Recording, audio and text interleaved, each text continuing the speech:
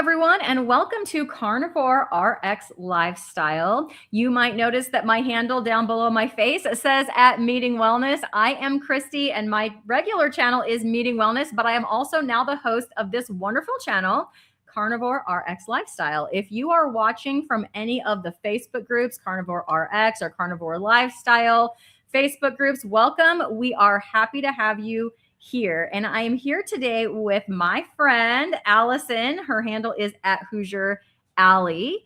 And we are going to talk about today carnivore on a budget, because one of the things that I hear a lot, Allison, is how do you even afford to do that carnivore diet? Because what all they see, I think, is the prices of meat have just done nothing but gone up and up and up. And they wonder, like, how can I eat, even if I wanted to try it? How would I be able to actually eat this way and afford to be able to do it? Yes. That's probably the number one question I get. Yeah, that's crazy. I would love if you would just kind of introduce yourself, because they're probably like, who is this Allison person and how does she have the the credentials, the carnivore credentials, to even talk to me about buying my groceries? So do you want to just introduce yourself a little bit, and how long you've been carnivore, and how has carnivore helped you? Sure. Yeah. So I'm Alison Johnson, and I started the carnivore diet 3.5 years ago. It was January of 2023. I went straight in from standard American diet straight into the Lion diet for the first 2 weeks because I was having a pretty significant inflammatory response. And I put it together that I ate something and then I had the response. It was the first time I'd ever put the two in together. So I was immediately looking for some type of lower inflammation to get it down. And I found the Lion diet, and I thought, well, this sounds crazy, but I thought, well, I'm going to try it. I'm going to try it for 2 weeks. So I just did meat, salt water. I still drink coffee. I do drink coffee, and I have never eliminated it. So, and I think I quickly reintroduced eggs because I liked eggs. So I did that for 2 weeks. And in those first 2 weeks, two things happened. My inflammation did start to flush out. I started flushing out the inflammation, and that was fantastic. And the second thing was, on the fourth day, I stopped thinking about drinking alcohol. Like, it just had not occurred to me. And so I was like, okay, that's crazy. And so I just kept doing it, and I would set dates for myself. So I'd say, okay, I'm going to do this for 30 days. And 30 days later, I would be like, okay, well, I can still go. I'm going to go another 60 days and 90 days. And after 90 days, I decided to start making content and putting it on the internet because I had experienced so many improvements. So my brain fog lifted a little bit. Like, I noticed at around 60 days in that my anxiety had relief, had improved. I had lost a little bit of weight. I was feeling a lot better. I was sleeping better. My inflammation, I was having sensory issues in my skin. I don't know how to say it, but I would itch, and it was weird. And so that had calmed down. My eye inflammation had calmed down, and I was feeling so much better pretty quickly. And so I have a significant background with a couple autoimmune issues and thyroid illnesses. And so I have done treatments where okay, take this medication and in 90 days it might kick in, and surgeries and stuff like that. So to get that positive feedback very quickly and affordably, because it's a lot cheaper than medication, mm-hmm. I was like, wow, this is amazing. So I just kept doing it. Every day I would just eat meat and eggs. And I reintroduced pork day 90. I have done lots of different challenges and lots of different, sides of the spectrum with dairy. Now I eat meat, eggs, dairy, and coffee, still drink my coffee. Mm-hmm. So, and it has been incredible. I feel better at 50 than I have ever felt, even when I was young. And so I was like, I'll take it. I'll take this.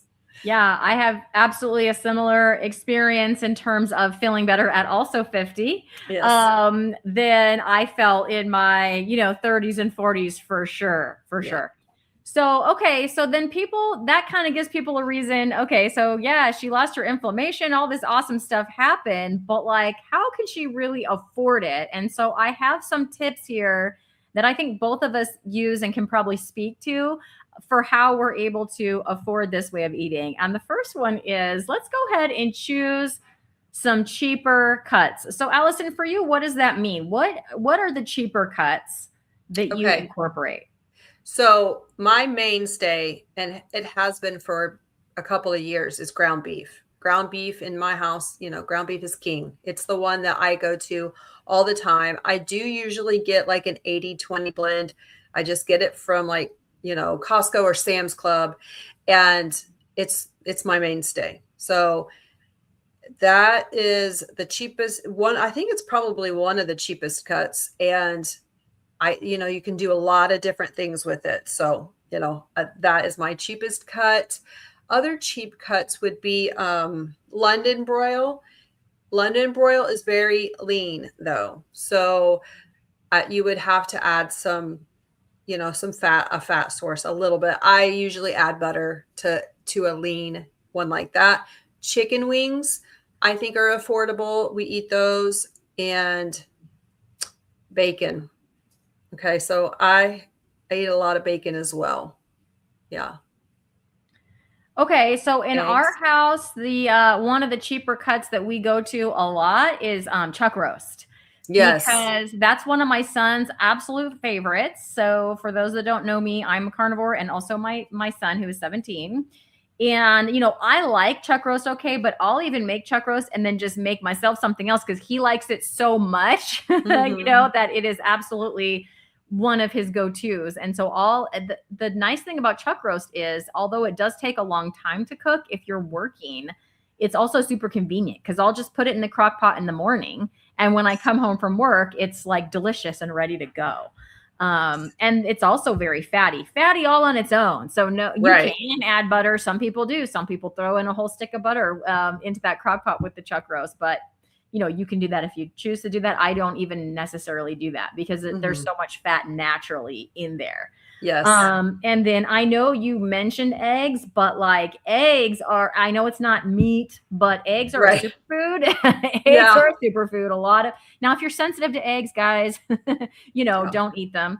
And we're going to talk more about how you can incorporate eggs in a little while, but definitely something cheaper that you can get in some good, healthy proteins and fats.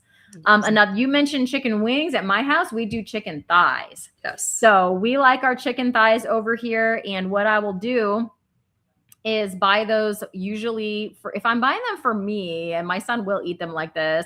I get the bone in and skin on because that's the way I prefer. He has some texture things. And so he actually prefers the boneless, skinless just for texture reasons. That does make them a lot leaner though. So then we try to add some fat.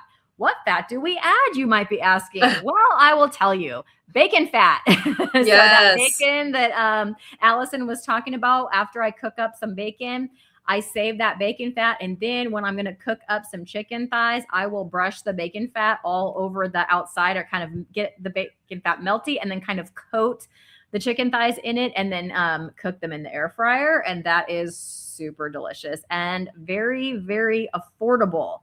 And so those would be like the three that I go to. I'm not saying that I don't do ground beef, but Allison already said it. Right. So yeah, but I would totally agree. Ground beef.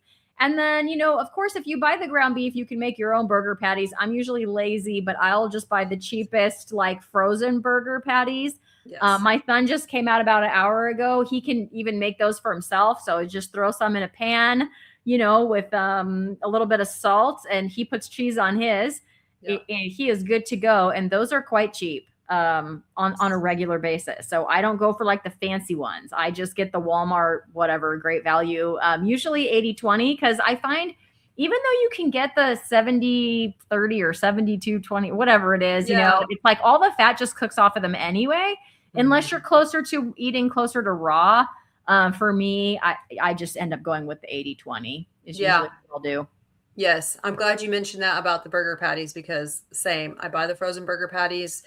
I don't like to hand patty.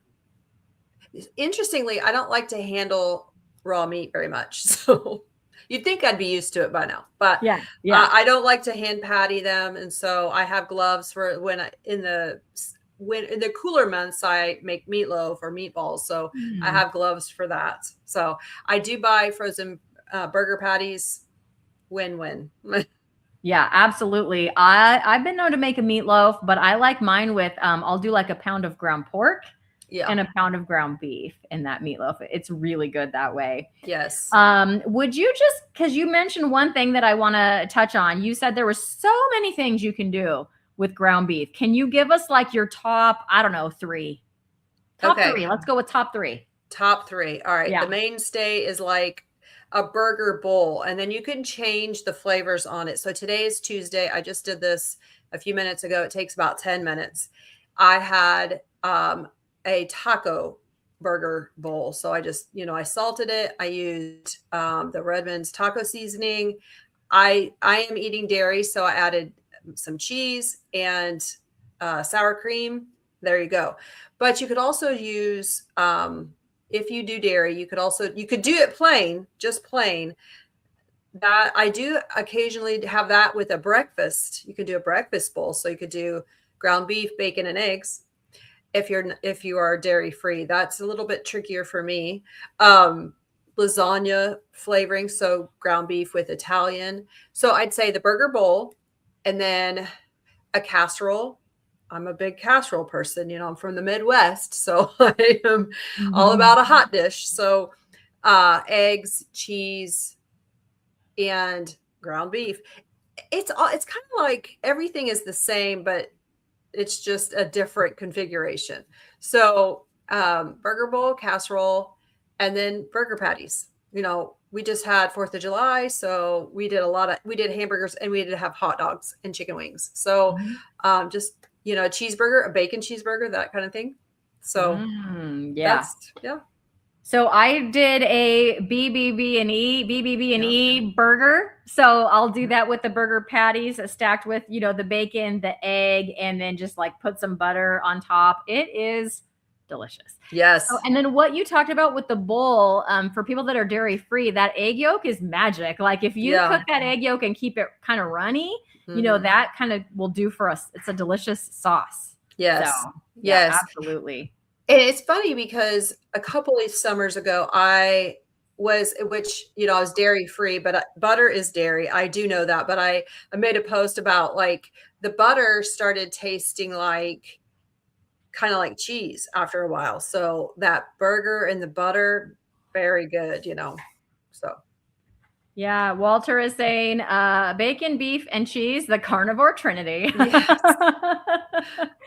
It is quite delicious, Walter. I agree. Okay, we're going to move on to our next tip. And I love this tip so much because I do this all the time, which is to buy in bulk. So why don't you start us off? I know for sure you buy your ground beef in bulk because I've watched your videos. Yes. Tell us how you do that. Yes. So I don't like to handle like the big rolls. So I get there. It's 5 pounds of ground beef, and it's usually $30.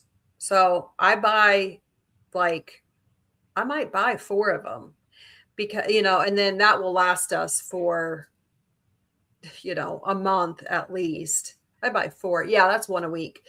Maybe not quite a month. So, because my husband is pretty carnivore as well. So, buying 5 pounds at a time, that's a really good amount for us. And then I just cook it. I cook all of it. And then we've got meat for a few days. I buy bacon in bulk at, Sam's Club. I also buy 4 pounds of bacon. And if we are going to buy steaks, a lot of times, we will stretch the budget with the ground beef. If we're going to buy steaks, then I buy them in bulk at Sam's Club. I always have to remember we live here now, and it's Sam's Club here, because in the other place it was Costco. and if you're inside one of those, if you're inside, they're all like the same. So, yeah, it's true. Yeah. So when you say that you buy in bulk for the steaks, do you mean a bulk package already cut, or do you buy like the primal and cut it up? I buy them already cut. Okay. I have never bought them in the primal and cut them, but that would be a fantastic way. My brother has done that, but I have just never messed with it. I haven't brought myself to do that yet, but it would be a great way to do it. Yeah. So, I did the ultimate bulk buy a couple of years ago. Oh. Because I bought a half cow, Allison. Yes. A half a cow. Yes. We did that too. Yeah, we have done that too. Yeah. Okay. I want to hear about your experience in a minute. Okay. But I do not have the freezer space for a half cow myself. So I bought the half cow because, the more cow at a time you buy, the cheaper it is. I'm sure it's much more now. This was a couple years ago, but it was less than $6 a pound at that time, which was very cheap. Yeah. And I shared it with my mom and my brother. Yes. Because I just didn't have the space. Like if I had all the freezer room, I would have kept the whole thing, but I just didn't have the space. But that was a great way to do it. It was a learning experience. There was a learning curve to it for sure. Yeah. But now that I've done it once, it is not hard. Like now that I've done it once, I could easily do it again. Yes. When I buy my next half cow, I said when, not if. Okay. When. Right. The high school FFA program, which my son was a part of, up until this year, when now we're going to be homeschooling him, but he was a part of that program, and he wasn't into the whole, growing of the animals and plants and all of that, but he took like science through FFA. But there is a contingency, and FFA is Future Farmers of America, if you don't know. There's a contingency of those kids that, they produce meat. So they'll part of their project is they raise a pig, they raise a cow, and then they sell that meat. And so I found out that usually happens in October. So another friend of mine who just retired, but she was like a teacher's aide at my school, we were talking about splitting a cow from I think it's pretty cool to support the Future Farmers of America. So the next time I get my half cow, I think I'm going to go through them. And we'll see at that time in October, what the prices come out to be, currently, because the prices of beef, they have gone up, but it's always going to be cheaper, and you're supporting a local farmer, local rancher, or in my case, a future farmer of America. I think all of that is a fantastic, thing to do, and a fantastic place to kind of vote with your dollar and put your money into something like that. So if you do not yet have an extra freezer and you're a carnivore, that is one of my favorite things that I have, believe it or not. And I got the freezer before I went carnivore, and I was kind of meh about it. I was like, well, I mean, I guess whatever, and then I became a carnivore, and I'm like, this freezer is the best thing I own in my life. For sure.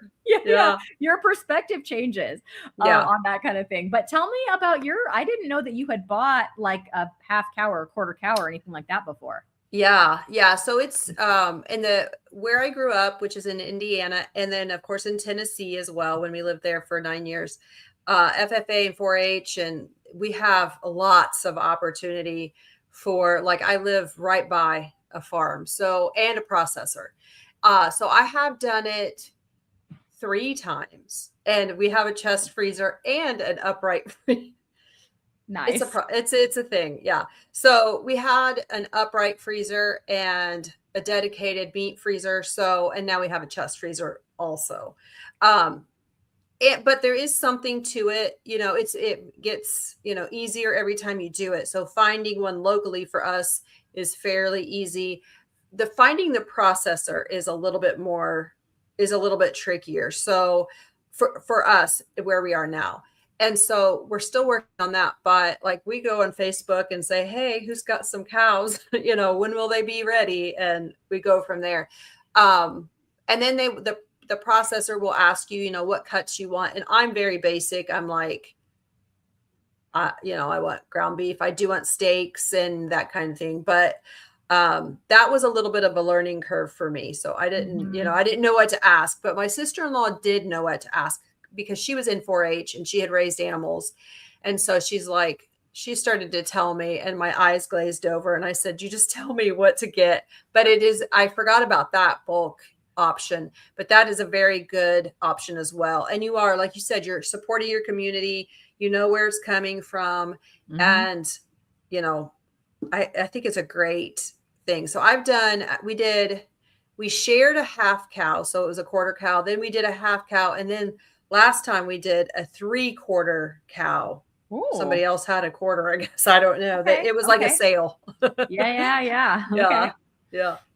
Yeah, I mean, Walter's chiming in and saying buy a Yeah. full cow if you can. So, I mean, I do not disagree. I just don't even know if even between that's a lot of meat. So, I mean, you got Yeah. to have the freezer space. That's my only limitation, I guess, is the freezer space. And to your point about ground beef being your go-to meat, now I've only done it the one time. You tell me if you've experienced something different. But for Okay. some reason, the steaks and all that, they were okay. But that ground beef off of that, like, cow that was raised in a pasture just down the road Yeah. for me. That was some of the best. Like, I thoroughly enjoyed that ground beef. I would make ground beef bowls, which is not something that I do very often, but from Yeah. that ground beef, from that cow, I get a lot of those. I wasn't even sad that the majority of what I got was ground beef because it was so delicious. So that Yes. I did notice a huge difference in the quality of the ground beef of that cow versus the ground beef that I get normally. Um, Right. from the grocery store. Huge difference. Yes, yes, for sure. And something that can be kind of controversial in this space is, the grass-fed, grain-fed, or grain all the way through or whatever.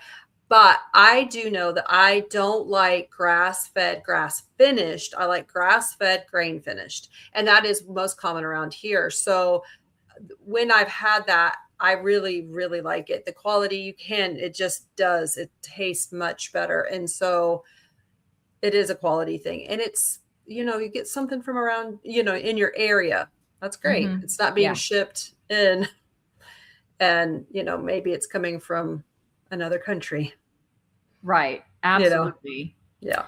Okay, we have a third tip for you, and it is this: add eggs, chicken, pork, or dairy. And notice I put there if tolerated. Right. Obviously, some of these foods, for health reasons, like for allergy reasons or health reasons, or even in some people, religious reasons, Mm-hmm. may not eat some of these things. But Sure. if these are things that you enjoy eating and that you tolerate them, they can be a good option, is because we're talking about budget options, right? And Yes. so a lot of times these foods are a lot cheaper than beef. And that's not to say, I mean, you could do a carnivore diet just eating these things, but I would say you could mix them in with your beef, and it sort of reduces your budget down, by doing so. Yes. Yes. And I would say, like you said, if you tolerate eggs, I think eggs are like a superfood. So I would definitely start there if you're like, oh, I don't know which one to add. And, maybe you don't eat pork, so it takes out bacon. Um, but I would definitely really shoot for meat and eggs. And then if, if you do tolerate pork and chicken, but man, if you can tolerate dairy, I like it. I like dairy a lot. And I have done none and I have done, all of it, and like standard carnivore all the way to, pretty strict carnivore in the very beginning where I Mhm. did not do much dairy. And at one point I wasn't doing pork. So yeah. Yeah, absolutely. So, Yeah. Walter is talking about the difference between the pasture raised eggs. Obviously, buy what you can afford. Generally speaking, 99.9% of the time, I'll say I do buy the pasture raised eggs. I did Mhm. an interview on my channel with an egg farmer, and after talking to her, it was like, wow, like what a big difference that makes in the Oh yeah. quality of what is in that yolk. But please buy what you can afford. When I was a couple weeks ago, when I did my shopping, I just couldn't pass up. It was like the standard regular eggs, but it was like $1.99 for an 18 pack. And I was like, No, I got yeah. 2 of them. Cause I was like, we went through that egg sticker shock for a while there where Yes. even the regular, just standard eggs were $5-6 a dozen. At least here, that's what they were. Yeah. And I was still getting the pasture raised ones at like $10 a dozen or whatever back then. So now Yeah. my pasture raised eggs are down to, $4 a dozen. And because it's a big part of my son's diet too.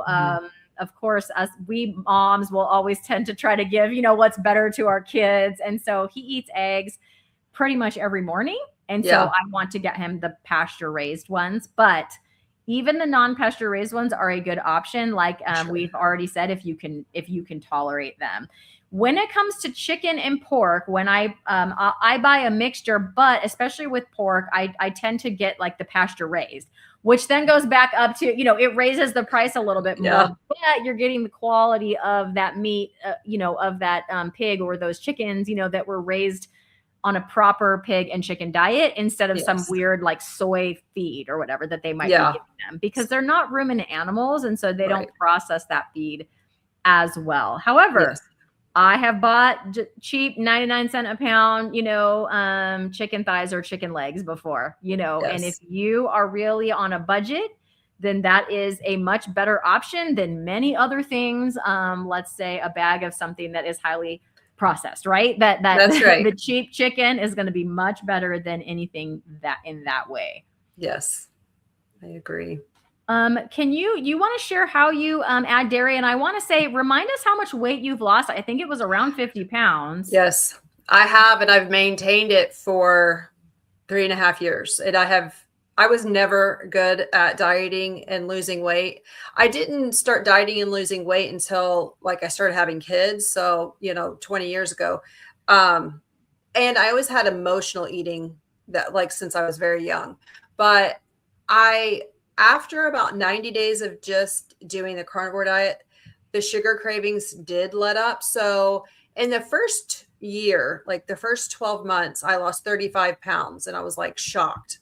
Mm-hmm. And then another 3 months after that. So 15 months in, I lost another 15 pounds.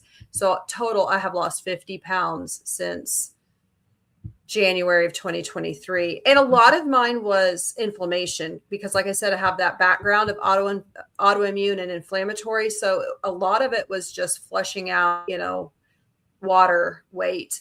But I mean, it was a good amount of, fat loss as well. And I've maintained it so long that it's one of the most, it's really bizarre because like, I don't even think about my weight anymore. And for like 15 years, it was something I thought about every day. And, I thought about food all the time because I was hungry. I was dieting. So I was hungry and I was restricting and that kind of thing. So, and the emotions behind it. And so all of that just really alleviated pretty quickly. And I will say, of all the bad habits I've ever had, sugar was the hardest one to kick. But it didn't take as long as I thought it would take. My cravings started to go away around 90 days in. And, it's like I have blinders on now because other people will say, oh, sorry, I'm eating this dessert or whatever. And I don't even notice. It's not like before when I used to be like, there's half a candy bar over there. Somebody didn't eat it, that kind of thing. And I'm like, it's totally fine. I don't even notice. And the same with alcohol. I don't notice when other people are drinking. It just does not even occur to me. It's the craziest thing. So thank you. Yes, I asked that question because many people talk about dairy and how it stalls their weight loss and things like that. So like your mileage may vary, but the reason I brought that up is to point out that Allison lost 50 pounds and she is keeping it off, adding dairy to her carnivore way of eating. Yes. Do you want to specifically talk about how much dairy that you eat and why does that make it more affordable for you? I don't even track anymore. And I will also say that like in the first year when I was in more of a weight loss, mode, I did pay attention to my dairy. And I did take it out, and then I added it back in. But for the last at least year and a half, I think it's 2 years, I'm able to eat intuitively. So here's what I eat when it comes to dairy. So let's see, cottage cheese. I do eat cottage cheese. A lot of people get upset about cottage cheese. I'm not sure why, but it is dairy and it's a lot of protein. And so I always liked cottage cheese. So I eat cottage cheese probably every couple of days. And I do have some heavy cream in my coffee occasionally, like maybe twice a week, in my coffee, but I usually put butter in my coffee. So it's like a keto coffee. It's just a term called keto coffee, but I put butter and protein powder in my coffee every morning. And then I just add cheese to like a taco bowl, just shredded cheese. I will say, definitely, if you can afford it, then get the blocks of cheese and shred them yourself. They go so far, even if it looks like a little block for, $7. But I mean, it stretches far. So I would definitely say that it's much better quality than bagged cheese. But if you are, really trying to pinch your pennies, I can appreciate that. And I certainly have bags of cheese in my refrigerator as we speak. So adding those flavors in, I think also helps I don't need a lot of variety, but it does help with that. And it packs, like cottage cheese packs a pretty good protein punch to add that in with, like, like if I eat ground beef, like hamburger bowl or on a plate, and then eggs and cottage cheese, it's very delicious, I think. So Absolutely. You don't eat dairy? I eat some dairy. I've switched from heavy cream in my coffee to butter in my coffee. But I will still do heavy cream if I'm out somewhere. If I'm ordering a coffee out, then I'll order with heavy cream. So it's not like I'm not like completely anti heavy cream or something. Right, I just figured that the butter might be a little better. So that's what I do when I'm at home. And then when I'm out, I'll do the heavy cream. I will occasionally add cheese. I can do cheese up to a point. If I do cheese for too many days in a row, then my old friend acne comes back. So I used to get hormonal acne on the sides of my chin here pretty much every month or two, definitely with my hormonal cycles. And after going carnivore, that's pretty much it's pretty much gone. I can pretty much rely on, I might have gotten one or two in the whole 3 years that I've been carnivore, where I was getting it like almost on a monthly or bi-monthly basis, before. Yeah. Yes. So, however, if I eat cheese too many days in a row, here comes the hormonal acne. So I think it's an inflammation base, and my body sort of has a cheese threshold. Yeah, sure. If you will. And so again, when I'm out, like my husband and I were just in Las Vegas on vacation. And, when I got my In-N-Out burger patties on that trip, I added some cheese to those. So it's I look at it as more of like a special occasion if I do that. Or if I'm at some kind of gathering, and what they have that is carnivore is a charcuterie board. Yes. Then I'll probably eat some of that cheese. So I'm not anti-dairy or against cheese. Cream cheese I can do. And occasionally if I'm doing a really high fat day, I will add in some cream cheese because that is like a lot of fat in there. So I will add that in. The other dairy that doesn't seem to bother me, although I don't do it frequently enough to know if I ate it too frequently if it would bother me, but it doesn't seem to bother me, is sour cream. So if I'm doing if I have some of that chuck roast that I made for my son or a ground beef bowl, I usually won't put in the ground beef bowl, I usually won't put cheese, but I will put a whole bunch of sour cream. Copious quantities of sour cream. Right. Because I think that that's delicious, mixed in with either the ground beef or the chuck roast. Yes. So I think I've covered it. I think that's pretty much, the dairy that I do. So maybe if coffee notwithstanding, probably less than once a week for dairy, unless I'm out somewhere or that. So if I'm making burger patties, I generally eat them plain and then put the cheese on the ones for my son. So he definitely eats more dairy than I do. And it doesn't seem to bother him at all. So, all right. Our next tip, Allison, is my favorite. And I've really been getting a lot of mileage out of this one since Memorial Day. Since Memorial Day, my freezer is full. Like, I don't even know if I'm legit going to have room for a half a cow in October because my freezer out there is so full. I got to get to eating. But here it is. Shop weekly sales. Oh my gosh. I love this tip so much. In fact, I'm still kicking myself because I think it was last week and I didn't end up going. But last week, Aldi had ground beef for $2.99 a pound, for example. Right? So what I should have done is go over there and buy a bunch of pounds of ground beef. I didn't, and I'm still regretting my life choices. Right. Because I didn't go do that, you know? Yes. I'll talk about more of the sales that I've gotten, but can you tell us how you shop the weekly sales and use that to your advantage? Yeah. So again, Aldi, I do go to Aldi. I can't tell you numbers because I didn't do enough homework. I'm so sorry, but I didn't do my homework. But I do go to Aldi on the regular, and I just, I look in the circular at the front, or I'll just look on the aisles, or not the aisles, but the shelves. And if it's on sale, I will bulk up on that item. I did get 10 pounds of chicken wings from Sam's Club the other day.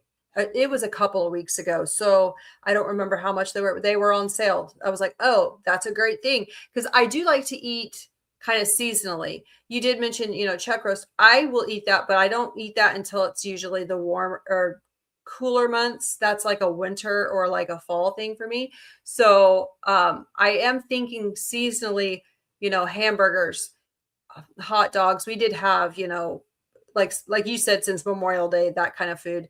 And so I do kind of shift in the types of items. But when they had those chicken wings on sale, I was like, okay, get those. But Aldi, I really love Aldi. Their deals are really great. And the other thing that I haven't mentioned, and I don't eat it a lot, but I do eat a little bit of fish. So salmon. And there was something I got at Aldi, and it was fish. It's fish. I haven't cooked it yet, but it was on sale, so I grabbed it. But I can't think of what it was. What's not salmon. So, so those are definitely, watch for those weekly sales. Another tip is, sorry, this is like, it's not a sale, but it's a brand thing. Sorry for that. So at Sam's Club, their brand is Members Mark, and specifically with bacon. So there's Wright's bacon, that's the thick cut bacon, and then they have the Members Mark. And Members Mark is like considerably cheaper, like $4 cheaper per pound, or per package. So I think it's 4 pounds, but I like it. It's exactly the same as far as I can tell. So those types of things work out for us too. Yeah, absolutely. And on the topic of bacon, because I thought of it earlier and then I forgot about it, because I usually buy it in bulk. So I was thinking of it when we were talking about buying in bulk. But at my grocery store, if you go to the butcher counter and ask, they will sell you bacon ends and pieces. Oh, I didn't know that. Yes. Ooh, This is a good tip. Yeah. Bacon ends and pieces are when they cut the bacon to make the nice pretty strips that are in the packages. The bacon ends and pieces are kind of what is left over, and they don't look pretty. Yeah. They are different sizes. But they are the ends and pieces of what's left after making the pretty strips. It's the same bacon. Okay. It just doesn't look pretty. Right. The last time I bought that, and I haven't bought it for a while, but cause I was kind of on I didn't eat as much bacon for a while. But anyway, the bacon ends and pieces were $2.99 a pound. Wow. And they would go on sale for $1.99 a pound. Wow. And they would go on sale for $1.99 a pound. I would order like 20 pounds and they would come like already packaged, because at the meat department, in those trays, they would just package them like that with like 3 or 4 pounds on one of those trays and just make up a bunch of them. And, I could even order them online. This is a tip that is not exactly with this, but it is easy. So what I like to do, there's a couple grocery stores here. You can order online and then you go to the store and you pull into their designated parking spot and they will bring it to your car. You don't have to go in the store. Like it literally takes me 5 minutes because I order it online, click, click, click. And then I set my hour. Like I want it ready between this time and that time. Then they send you a text or an email or both. That'll say it's ready. You literally pull in and it never takes more than 2 or 3 minutes and out they come with your grocery order. So you don't even have to go talk to the butcher person or they will just go and it doesn't cost any extra money. There is no fee to do that. So, and you can get all the sale prices, right? Yes. So you don't have to walk inside. You don't have to, like, if you're busy, like me being, I've got a YouTube channel. Now I'm doing this channel. I've got my, my family, my job, all the things that I'm doing. I mean, that saves me so much time and doesn't cost me any extra money. So that's a really good tip. Very good. So So don't sleep on those bacon ends and pieces. If you don't need your bacon to be pretty, or if you're going to cut it up into pieces anyway, right? Like if you're cutting, like if you're chopping it up for a bowl or something, then who cares? Right. What shape it starts in. So there you go. That's a great bacon tip. All of the meat has gone on tremendous sales since Memorial Day because it's, barbecue season. Yeah. And I have not seen these prices on ribeyes.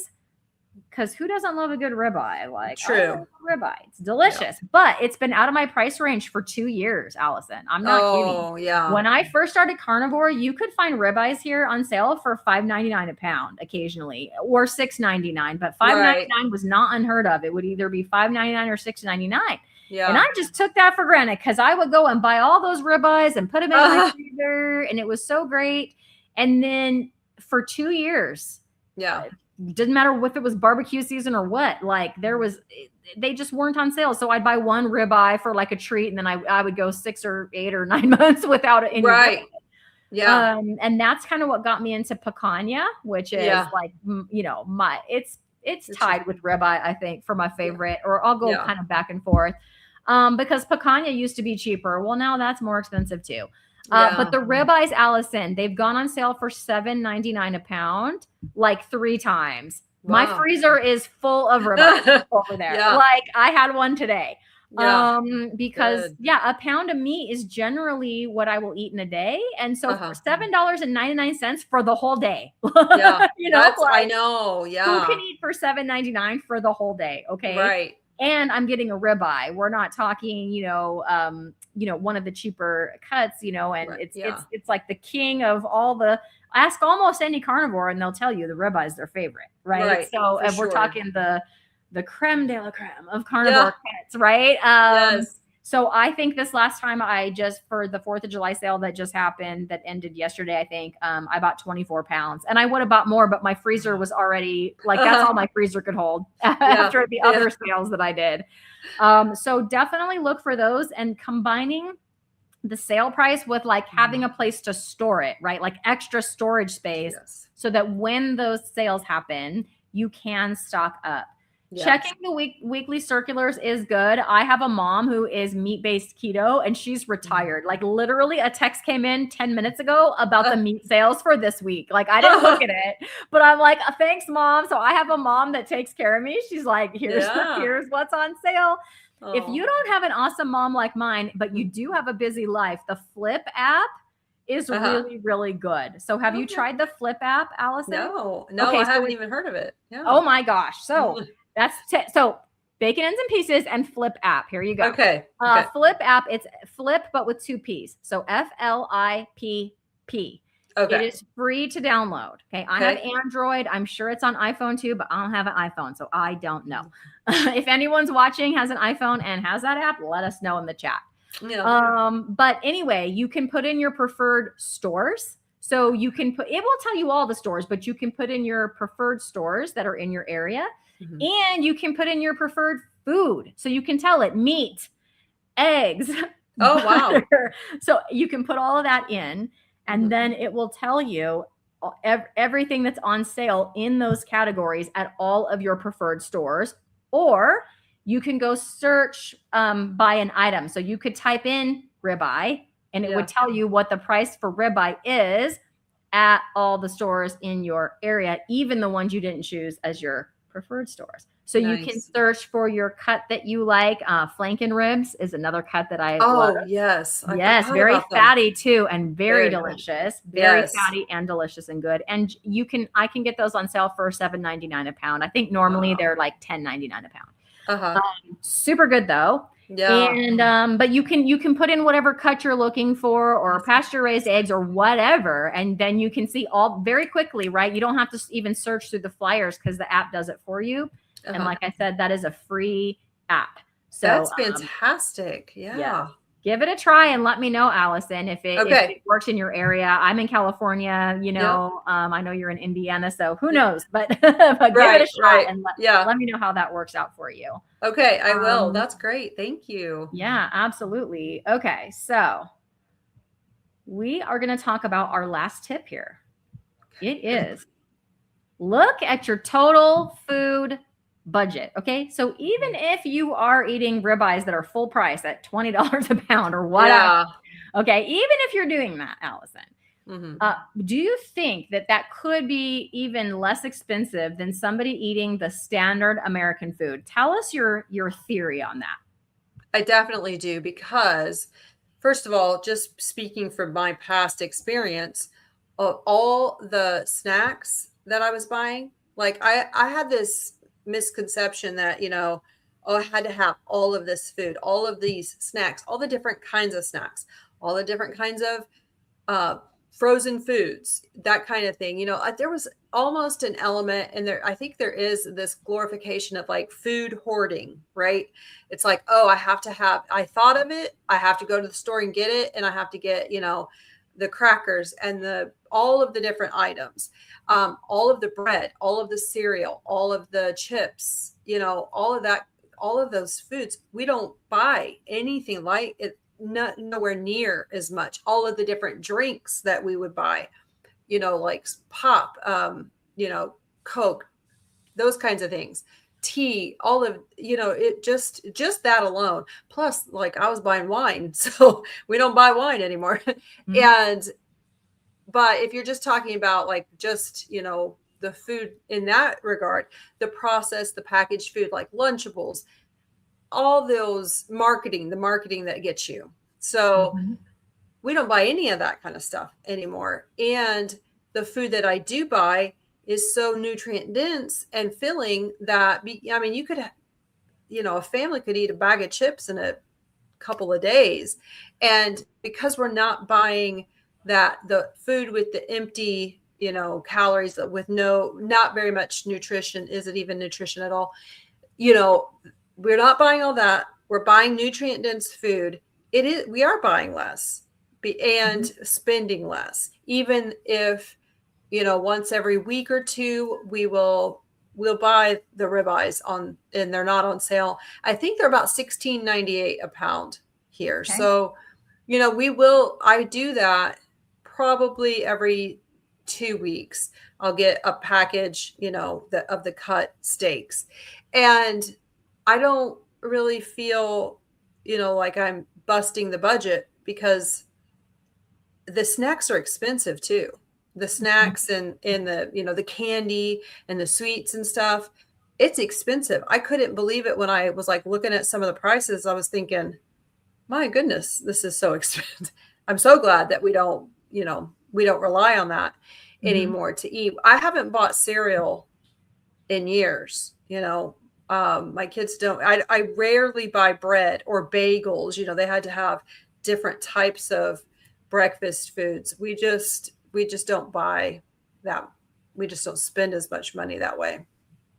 Yeah, the same for me and my son, right? Because, you know, in a day, like I said, if I'm eating a ribeye, it's maybe a pound of ribeye, or I might have, if I'm not eating ribeye, like let's say I have bacon and eggs for breakfast, then I might need a dinner. Well, that's maybe 2 burger patties, right? Right. So, I mean, then that's what I'm eating for the whole day. So it is actually a lot more economical. I know plenty of people that every single day they stop by their coffee place, or Starbucks or Dunkin' or whatever it is, and they're spending like $8 to $10 a day just on that. Yes. Yes. And then comes along, like you said, all of the snack things. I mean, everybody that I see that isn't carnivore or keto Mm-hmm. is eating a whole bunch of, they'll pull out their snack at recess. And I'm like, I haven't eaten yet. Like, I know they ate breakfast. Now they're having a snack at recess time. Yes. Because I'm a teacher. And then, Right. and then they eat again at lunchtime. And then I don't know, I don't see them after that, but I'm assuming they go home and eat again at dinner. Yeah. And I definitely remember that thing about, there was like a thing out there in the world a while back about eat like 6 times a day because it's good for your metabolism. And I think some people still believe that, or they still do it, or they're on that blood sugar roller coaster. Yes. That we eating carnivore are not on anymore. I know I used to, I'm hangry. I got to eat because like my blood sugar just dropped and I got to eat right now. So I definitely remember feeling that way. And I know people, eat multiple times a day for different reasons, but I think that's one of them, Absolutely.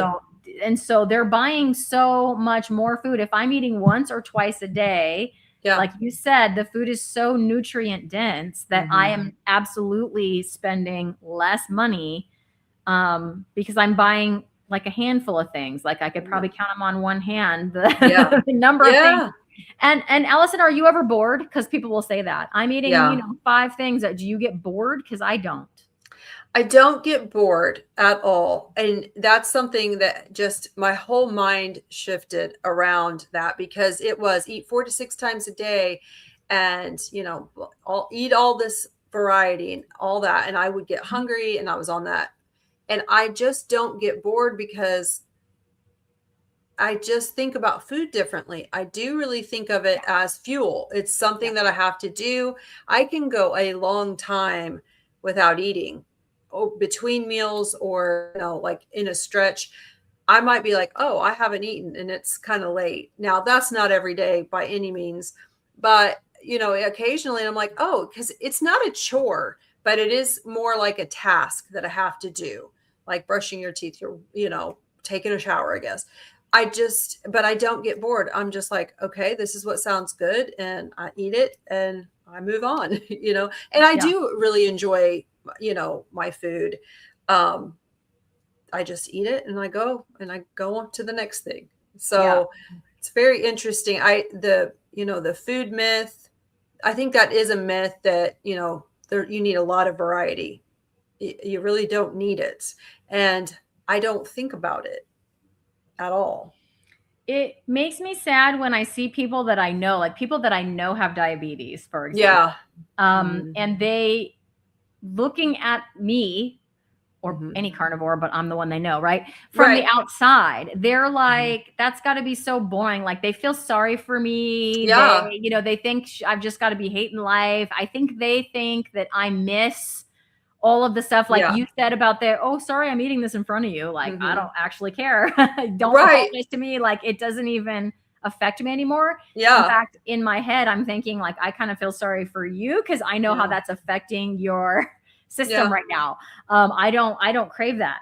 But I think they think that I must miss it. And that because every diet that I was ever on before this, I was white knuckling it. I was wishing that I could eat fill in the blank, whatever thing. But in this way of eating, I don't have any of that. And when I am truly hungry, nothing sounds better than a plate of bacon and eggs or some picanha or some ribeye or some ground beef or whatever. Like nothing sounds better than that. And I don't go, I'm hungry. Oh, I sure wish I could have fill in the blank thing, French fries or I don't know, whatever. Right. So none of that. And I used to crave those, I would crave those and chips and sweets and all the things. And I just don't. When I'm hungry, I want to eat one of those few carnivore foods that I, have on hand. And I don't really want anything else. And then just like you said, then I just go on with my day. And I don't think about it again.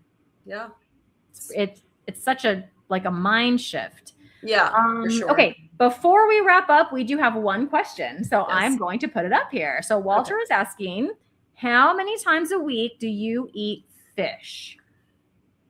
Let's not even every week. I don't know. I'm doing fine, I think, but I probably only eat fish like once a month, maybe. I don't eat fish very often. Yeah. So same with me because I don't like fish, in full disclosure. Like I just don't like it. So occasionally when I'm working, so I'm on summer vacation now.